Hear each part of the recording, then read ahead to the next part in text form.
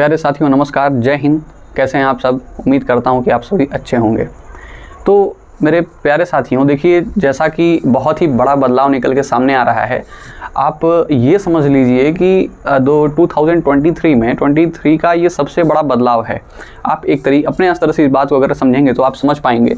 देखिए कोई बड़ी चीज़ नहीं है, लेकिन अगर सोचा जाए तो बहुत बड़ी चीज़ है, क्योंकि लोक सेवा आयोग ने किया बहुत बड़ा बदलाव। बहुत बड़ा बदलाव क्या है कि उसने जो यूपी पीसीएस की, किसकी पेपर था, यूपी पीसीएस का जो सिलेबस था उसमें उसने ऑप्शनल को ही हटा दिया। जैसे जो बच्चे मतलब अपने इंटरेस्ट के अकॉर्डिंग जो भी सब्जेक्ट चुनते थे कि हमको इसी सब्जेक्ट में फाइट करनी है, उसको लोक सेवा आयोग ने हटा दिया है। तो ये सबसे अहम खबर और सबसे बड़ी खबर है यूपी पीसीएस एस्पिरेंट्स के लिए, है ना। तो ये जानना बहुत जरूरी होगा, क्योंकि देखिए 3 अप्रैल तक आपका जो लास्ट डेट है फॉर्म फिलअप करने की, है ना। बहुत कम टाइम है और इतने कम टाइम में सिलेबस को कवर करना थोड़ा सा कठिन तो होगा ही। हालांकि सिलेबस जो है, सिलेबस आपको मैंने कुछ यहाँ पे नोट डाउन देखिए किए हुए हैं, और जो भी सिलेबस मतलब और भी अगर कुछ रहेगा तो आपको हमारे चैनल के माध्यम से आपको अच्छे तरीके से प्रोवाइड किया जाएगा, तो उसके लिए आप टेंशन मत लीजिएगा। तो आइए शुरू करते हैं वीडियो को, क्योंकि समय नष्ट करना अच्छी बात नहीं है ना। देखिए जैसे ऑप्शनल को हटा दिया गया है ना, मैंने आपको बताया ऑप्शनल हट गया, तो उसके साथ जुड़ा क्या कि देखिए जीएस 4 तक तो था ही, 4 जीएस के पेपर होते थे तो जीएस है ही, है ना। और उसमें जोड़ा क्या गया है, अब देखिए सरकार ने कितना मतलब लोक सेवा आयोग ने कितना ही मतलब अच्छे तरीके से ये चीज़ को सोचा है। इसको बारीकी से थोड़ा समझिएगा, ये है क्या चीज़, आइए समझते हैं। है ये चीज़ कि हम जैसे मान लीजिए कोई भी सब्जेक्ट होता है ना, तो वहाँ पे हम बहुत एक्स्ट्रा लेवल पे मेहनत करते हैं। चाहे किसी भी सब्जेक्ट को हम उठा लेते हैं, उसमें बहुत एक्स्ट्रा लेवल तक मेहनत करते हैं, लेकिन हमको आउटपुट क्या मिलता है ना। जैसे उसमें मिल क्या रहा है हमको, तो वो हम समझेंगे। लेकिन अब की बार देखिए लोक सेवा आयोग ने इसमें किया क्या है, जो हम इम्प्लीमेंट कर पाएँ उसको रीड हम करेंगे, उसको अध्ययन करेंगे, मजबूती से तैयार करेंगे, तो उसको हम अच्छे तरीके से क्या कर पाएंगे, एक्सप्लेन कर पाएंगे अच्छे तरीके से। अपने स्टेट में, अपने डिस्ट्रिक्ट में जो भी पोस्ट पे आप प्रेफर करेंगे, तो वहां पे आप जाएंगे तो उस चीज को इम्प्लीमेंट अच्छे तरीके से कर पाएंगे। इसलिए ये बहुत ही अहम मुद्दा है और बहुत ही जबरदस्त फैसला है। तो ऑप्शनल को जब हटा दिया तो उन्होंने 2 पेपर और जोड़ दिए, आपका GS 5 कर दिया और GS 6 कर दिया, है ना। तो ये सबसे बड़ी बात है मेरे प्यारे साथियों, आप समझिएगा। देखिए कुल पद अब की बार 2023 में क्या है कि कुल पद 173 है ना। 173 पदों के लिए फाइट है पूरे यूपी में, है ना। तो यूपी पीसीएस ने क्या किया है, ऑप्शनल को हटा दिया, तो आप समझ ही गए होंगे कि GS 5 और 6 को जोड़ दिया गया। अब देखिए बात ये बनती है कि जैसे पहले क्या होता था, पहले जैसे उत्तर प्रदेश से जो भी बच्चे होते थे तो उनको जैसे समसामयिक चीजें जो भी देखते थे तो वो लोग क्या करते थे, वो लोग देखिए 7 प्रश्न, आंकड़े के मुताबिक कितने प्रश्न आते थे पहले, 7 प्रश्न की संख्या उत्तर प्रदेश से होती थी। चाहे वो सांस्कृतिक दृष्टि से हो, चाहे वो सांप्रदायिक दृष्टि से हो, चाहे वो किसी भी मतलब उत्तर प्रदेश से रिलेट करके वो 7 क्वेश्चन पूछते थे, है ना। लेकिन अब की बार क्या होगा, अब की बार देखिए यही संख्या बढ़ करके 43 पहुंच जाएगी, है ना। यही संख्या बढ़ करके 43 पहुंच जाएगी। अब देखिए कितना बड़ा बदलाव हो रहा है। और अगर आप उत्तर प्रदेश को अच्छे तरीके से समझ लिए तो समझिए यूपी पीसीएस आपके लिए जो है मेंस, ये जो आपका यूपी पीसीएस का मेंस एग्जाम में है ना, मेंस एग्जाम में ही आपको ऑप्शनल आता है, ये बात याद रखिएगा। और इसमें क्या है कि 43 अगर क्वेश्चन आएंगे तो देखिए कितना बड़ा बदलाव आ रहा है, कितना बड़ा अंतर। और जो उत्तर प्रदेश को अच्छे तरीके से समझ लिया, वो यूपी पीसीएस है वो अच्छे तरीके से समझ लेगा और क्रैक कर लेगा, है ना। तो देखिए आइए जानते हैं नए सिलेबस में क्या जुड़ा।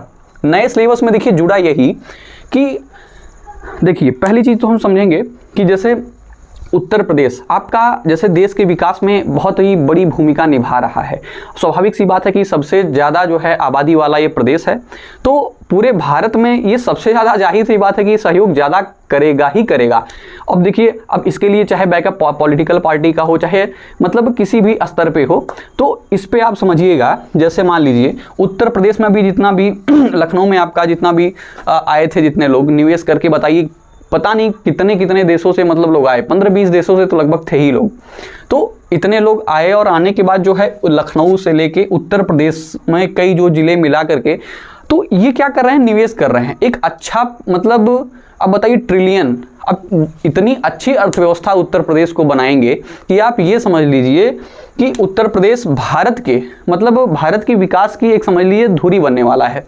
तो इसलिए क्या होगा, इसमें देखिए इसमें सिलेबस उन्होंने यही टॉपिक को जोड़ दिया। आप ये समझिएगा, जैसे उत्तर प्रदेश में निवेश, अब उत्तर प्रदेश में निवेश कब कौन कैसे किया, कितना निवेश किया और कितना इंफ्रास्ट्रक्चर थे और अब कितने जोड़े जाएंगे, तो हर क्षेत्र में जो निवेश किए गए हैं, जितना मतलब उनका बजट था, तो वो कितना कहाँ पे क्या कर रहे हैं, तो ये सारी चीज़ें बहुत ही डिटेल में आपको पढ़नी पड़ेगी। तो ये आ गया आपका एक टॉपिक उत्तर प्रदेश में निवेश। और दूसरा टॉपिक आपका क्या है, मैंने देखिए मोटे मोटे मुद्दों को लिख लिया है, जो मोटे मोटे मतलब आपके थे, और पूरे सिलेबस के लिए तो आपको लोक सेवा आयोग की ऑफिशियली साइट पे आप जाएंगे तो मिल जाएगा, लेकिन मैं क्या करूंगा कि मैं आपको प्रोवाइड करवा दूंगा अगर आप कहेंगे तो, है ना। हालांकि मैं बता देता हूं, जैसे देखिए एक नया सिलेबस ये आपका, देखिए एक टॉपिक मुद्दे एवं उसके प्रभाव। देखिए कोई भी मुद्दा है ना, जैसे हम कोई भी मुद्दा उठा लेते हैं तो उसका प्रभाव हमारे समाज पे या किसी भी स्तर पे, मान लीजिए अगर हम कोई काम करते हैं, है ना, जैसे मान लीजिए कि आपको सर्विस मिल गई, तो उसका कहीं ना कहीं उस मुद्दे पे उससे कहीं ना कहीं किसी को बेनिफिट तो होता ही होता है ना, चाहे वो आपके परिवार पे हो, चाहे वो आपके सोशल वर्क पे हो, चाहे वो आपके मतलब किसी भी क्षेत्र में हो, है ना, तो कहीं ना कहीं कुछ इफेक्ट तो पड़ता है। तो वही चीज़ है कि उत्तर प्रदेश में जो भी मुद्दे होंगे उस पर क्या करेगी सरकार, तो उस पर मतलब उसके प्रभाव क्या क्या होंगे, तो इसका बहुत ही डीपली आपको मतलब इस पर स्टडी करनी पड़ेगी, है ना। आइए देखते हैं, उत्तर प्रदेश के विकास में सार्वजनिक एवं निजी साझेदारी को प्रोत्साहन, है ना। अब देखिए ये क्या कह रहे हैं कि उत्तर प्रदेश के विकास में, देखिए जैसे मान लीजिए कि कोई राष्ट्र होता है, कोई देश होता है, तो आप जाहिर सी बात आप समझेंगे कि किसी भी, जैसे आपका कोई भी स्टेट है, किसी भी राज्य की कल्पना हम उसके 3 खंड से करते हैं, है ना। पहली चीज़ निश्चित भूभाग होना चाहिए, ठीक ना, और वहाँ की जैसे निश्चित भूभाग के साथ उसकी जनसंख्या होनी चाहिए, फिर उसके साथ उसमें सबसे जो सर्वोच्च चीज़ होती है वो संप्रभुता होती है ना, और आपसी सहयोग और आपसी भाईचारे के सहयोग से ही किसी राष्ट्र का निर्माण होता है।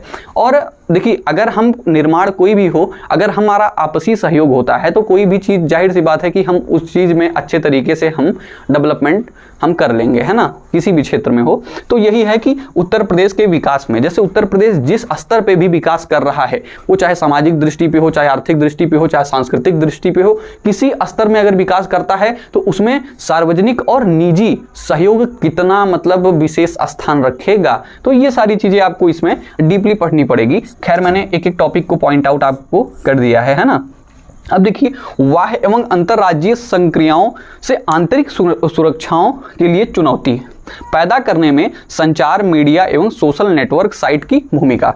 जैसे देखिए क्या होता है कि पहले पुलिसगिरी में क्या था, जैसे मान लीजिए कानून व्यवस्था में भी देखिए ऐसा तो है नहीं कि सब लोग दूध के धुले हैं, कहीं ना कहीं कुछ जैसे क्या है कि कहीं ना कहीं बुराई तो है ही, और कहीं ना कहीं बुराई रही जाती है, क्योंकि देखिए आपका ये जैसे लोग कहते हैं ना, जाहिर सी छोटी सी बात है कि 5 उंगली है तो पांचों बराबर होती नहीं है ना, चाहे वो किसी की गवर्नमेंट हो, लेकिन उसमें अच्छाई बुराई कहीं ना कहीं कुछ होती ही होती है। और इतने बड़े समाज को डील करना कोई आसान काम तो है नहीं, कठिन काम तो है, लेकिन उसमें हम प्रयास करते हैं बेहतर अच्छे तरीके से, कहीं कोई ज़्यादा कर लेता है तो कहीं कुछ कम हो पाता है, वो नेतृत्व क्षमता पर निर्भर करता है ना।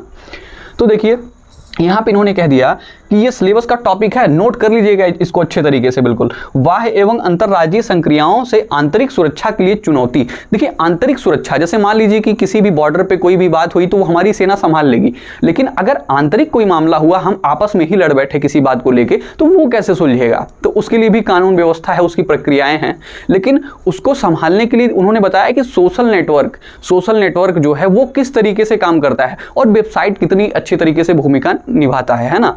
तो देखिए मान लीजिए कोई छोटी सी अगर बात ही हो गई तो उसके लिए सोशल नेटवर्क, जैसे आपने कोई भी बात हुई तो आप कभी जैसे नॉर्मल देखे ही होंगे कि पुलिस जैसे कोई बात करती है या किसी संविधान के मतलब छेड़छाड़ करती है ना, तो आपके स्वतंत्रता के अधिकार में कोई छेड़छाड़ होता है, चाहे धार्मिक विरुद्ध आपके शोषण होता है, तो आप फटाफट अपना फ़ोन निकालते हैं और उसको जो है सोशल मीडिया से अटैच करके, जैसे एक तरीके से भय है ना। तो कहीं ना कहीं ये जो होती है ये भ्रष्टाचार एक आप तरीके से कह सकते हैं इसको।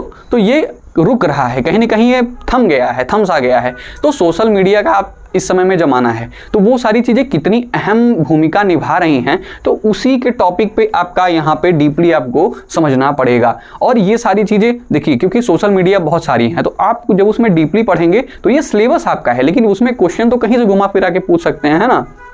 आइए देखते हैं हमने यहाँ पे, और देखिए जब हमको समझ में आया तो अब देखिए मैंने बताया ना कि सांप्रदायिक, आर्थिक, सांस्कृतिक और भौगोलिक और मतलब हर तरीके से उत्तर प्रदेश की अगर आपको अच्छी जानकारी है किसी भी स्तर पे, तो आपको यूपी पीसीएस परीक्षा में कोई भी प्रॉब्लम नहीं होने वाली है ना। तो आई होप कि आपको ये चीज़ अच्छे तरीके से समझ में आई होगी, और ये सबसे बड़ा बदलाव है 2023 में, है ना। तो आप इसको समझिएगा। और यार आप, एक बात है कि आप चैनल को सब्सक्राइब नहीं करते हो, तो हम इतना मेहनत करते हैं, तो आप कम से कम चैनल को सब्सक्राइब करके हमारा एक जैसे प्रोत्साहन तो आप बढ़ा सकते हो ना, है ना। तो इतना तो कर ही सकते हो आप, और लाइक कर दीजिएगा, और जो ना समझ में आए तो आप हमको कमेंट में बताइएगा इस सिलेबस से रिलेटेड। कर दीजिए चैनल को लाइक, सब्सक्राइब और शेयर।